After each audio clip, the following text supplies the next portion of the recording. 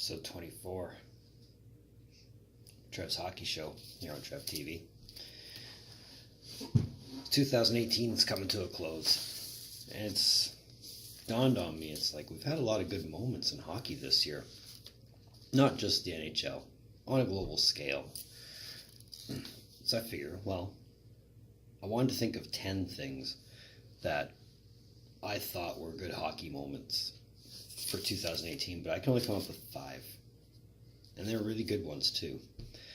So, having said all that, this is Trev's top 10 hockey moments of 2018.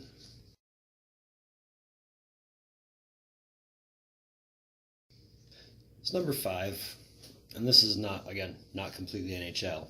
This is KHL actually. Number 5 was Akbar's Kazan winning the 3rd Gagarin Cup in their history.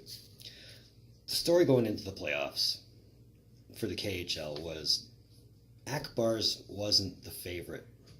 They weren't. I think they were in the top 4 in their conference, but the favorite was SKA, which was the St. Petersburg team, which, for those who don't know, was Kovalchuk's team, and pretty much everybody on the Olympic team, but it's a different story.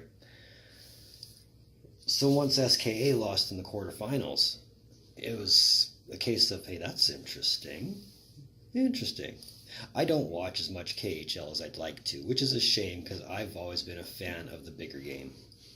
And they play with the Olympic size ice, which is a nice thing once you see all the playmakers that can play doing their thing. Rocking Chicago today. But anyways, they got to the semifinals. I forget who they played, and they made it to the finals. And they won it convincingly in 5 games. And this was around May, probably when the Stanley Cup semis were going on. And a lot of people were talking about that. I was already kind of in shock that Kazan won their 3rd cup. So it was a fun thing to be a part of. It was a fun thing to see progress, and it was a fun thing to see happen. I think, anyway. Number 4, I put down the Russia-Germany Olympic final. This year's Olympics, I thought, were special in a way. It wasn't completely overthrown with NHLers. I mean, you had the KHLers, which a lot of them were old or retiring NHL former players, i.e. Kovalchuk, Datsuk, there's a few more I could name. But not seeing the influx of every team being a best NHL team was a nice treat. And again, I'm a fan of the international game. I like the bigger ice surface. You can make more happen. Russia was understandably the favorites. Sorry, the Olympic athletes from Russia. Sorry, you can call it that. I'll call it Russia. Thank you very much. Russia was the obvious favorite, but Germany wasn't supposed to make it to the final. That was supposed to be Canada or the States or Finland, not Germany. And the time difference here wasn't so bad. I think the game started at 10 and it was over just after midnight. But it was a very, very good game. Oh, the Germans kept it tight. They had a lead, and then they tied it up. The Russians tied it up. It went into overtime, and the Russians won it in overtime. Oh, it was a nail-biting game, and I mean,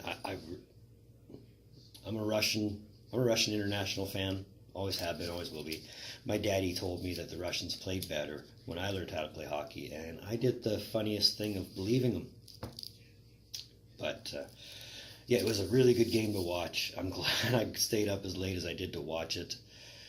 And for a guy who loves Team Russia as much as I do, it was a relief, but at the same time it was kind of bittersweet because I wanted to see the Germans win it just as bad, if not more so. But it was a good game. It was a good Olympic final, and I couldn't have asked for anything more. Number 3 was seeing Washington in person. And that being said, that meant basically myself, Melissa, and Haley all came into tickets one night. I'm not going to say how I came into them. I'm kind of sworn to secrecy on how I got them. But we came into tickets to see the Capitals play, and they were good seats. I think they were 12th row behind the visitor net. So we got to see the back of Holtby twice.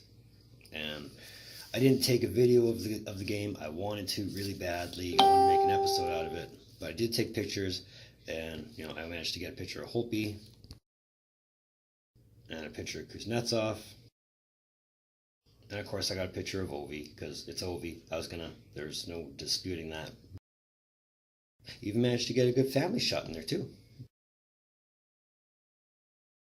And a Haley shot. But all in all, a fun night was had by all, except for Trev, because Washington came out on the losing end on that game. And, well, yeah.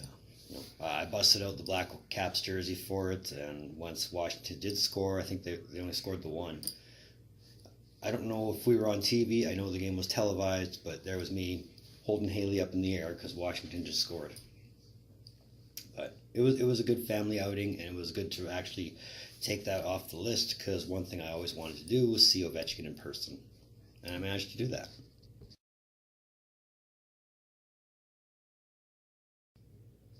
Number 2, and this is where I think the hockey gods were truly smiling on me. Washington winning the Cup. I can tell you the date, June 7th. That was my wedding rehearsal. So it was 2 things happening at once. I was doing the preparations for getting married, plus I was paying attention to the game because I had the feeling that Washington was going to win it. And we managed to get home for the third period. I actually made a video on it. You can find the link in the description below. Excuse me. But being a guy who was a hardcore Caps fan for years, I was a Caps fan back when they were playing Detroit for the Cup. I think I turned into a fan like a year or 2 before that.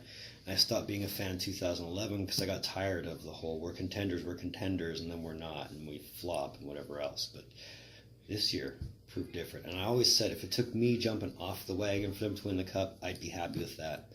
And I'm quite happy with it. I mean, it's good to finally see the Cup go to Washington. It's good to see Ovechkin scratch that off his bucket list. Hey, Stanley Cup to go with my Gagarin Cup. It was good to see as a fan of not only the game, not only of Ovechkin, but for Washington itself. It was good to see. I enjoyed that very much. And number 1, and if you know me, it's a no-doubter. December 4th. That's when Seattle got the franchise. As I said in the video, link in the description below, I've only been pushing for that since '98. And the fact that it happened 20 years after the fact, was it worth the wait? Maybe. I mean, 20 years is a long time to commit to the cause, but I'm glad it's over. Glad they finally got the announcement for a team. All they have to do is pay the $650 million expansion fee, put the team together, and then they're good to go. But that's another couple of years in the making. But until then, like I said, I'm a fan then, I'm a fan now. So as soon as they announce the team name, the logo, the colors, the jerseys, etc., you can expect to see all this, or wherever we happen to be at the time, the complete Seattle cave. And I'm okay with that. I wouldn't want it any other way, to be perfectly honest. So that about does it for episode 24. Trev's Hockey Show here on Trev TV. I want to thank you for tuning in. Your viewership always means so much to me, always has, always will. If you like this video, feel free to hit the like button for me. If you want to subscribe, hey, feel free to subscribe. That'd be awesome. I mean, the goal for 2019 is still 50 subs. I mean, we're at 12 now, so we're on the way eventually. But I got a couple different video ideas in mind. It's my next one. If you're really interested in that one, you'll probably check that out. Hopefully you do. I really hope you do. But you can find Trev TV on Facebook at Trev's TV. You can find Trev TV on Instagram at rockstartrev TV. I got a couple more videos in mind. Like I said, I got that one. I got 2 more that I know I'm making for sure. And then a hockey pool update, but that's in the new year. And that's still a week or 2 away yet. So got time to work on those. But in the meantime and in the between time, keep on the lookout for more videos from the Trev.